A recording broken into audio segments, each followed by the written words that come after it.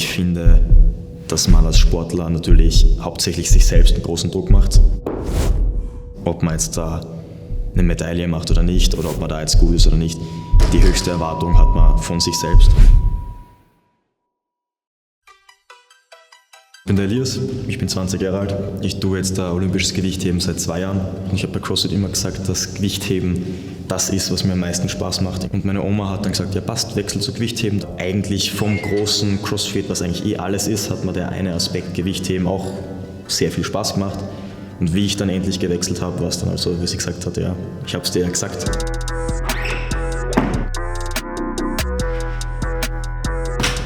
Gewichtheben ist eine reine Kraftsportart. Reißen ist die Bewegung, wo man vom Boden in einer Bewegung über Kopf die Handel zieht. Viel technischer, viel Feinarbeit. Und Stoßen ist vom Boden auf die Schultern und dann von den Schultern über Kopf. Es ist viel mehr rohe Kraft und viel mehr Power-Output. Ich stehe dann meistens in einer normalen Trainingswoche um 6, 6:30 auf, bin dann um 8, 8:30 hier und trainiere bis 11, 12 herum. Dann habe ich entweder mein Meal Prep mit oder gehe mir was zum Essen holen hier. Meistens tue ich noch ein bisschen mobilisieren und dann um spätestens 15, 15:30 mache ich dann die zweite Einheit, die geht dann ein bisschen bis Open End.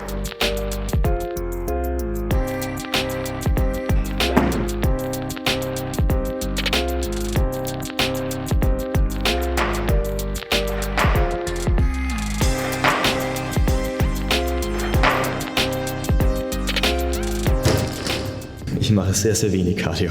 Gelegentlich einmal die Woche sitze ich für 30 Minuten am Rudergerät, Bike oder Skier, damit ich ein bisschen was mache. Mein körperlicher Zustand ist immer wieder ein bisschen unterschiedlich, kommt darauf an, wo ich gerade in der Season bin. Am Anfang der Season unglaublich gut und umso weiter ich dann in die Season gehe, umso schwerer wird es, den Körper halt fit zu halten. Jetzt gerade fühle ich mich ziemlich gut, unter anderem auch durch die Behandlung von Max.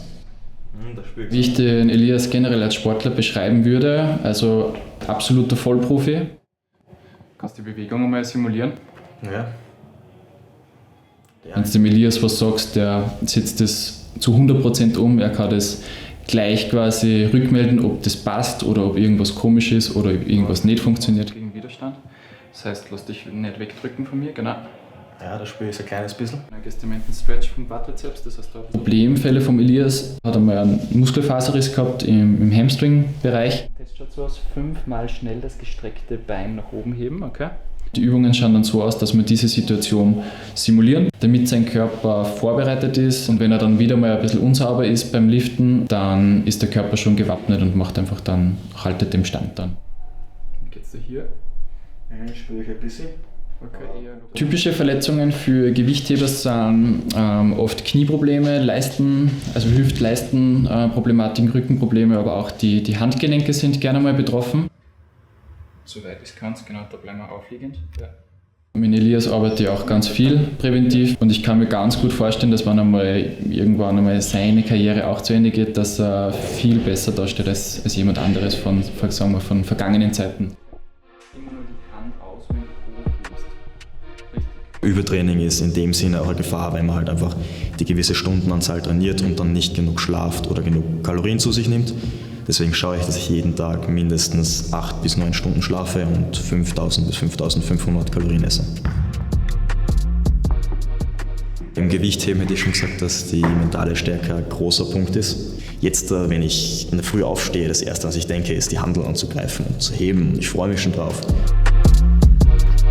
Momentan ist der Elias richtig gut drauf und es ist immer spannend, wenn man fast von Training zu Training sieht, dass dann doch einmal wieder 1-2 Kilo mehr gehen und du denkst dir schon, unglaublich. Ziele ist im Endeffekt natürlich langfristig gesehen Olympia 2028 LA. Kurzfristig im April die EM, dass ich da Top 10 Platzierung habe und dann halt die U23 EM. Da hätte ich gern wieder eine Medaille machen. Die Erfahrungen bei den Wettkämpfen, also die Plattformerfahrung vor allem, es wird von Wettkampf zu Wettkampf besser. Wenn man auf die Bühne geht, hat man immer auch so die Nervosität, ob das jetzt hinhaut oder nicht, weil du halt alleine auf der Plattform bist und performen musst.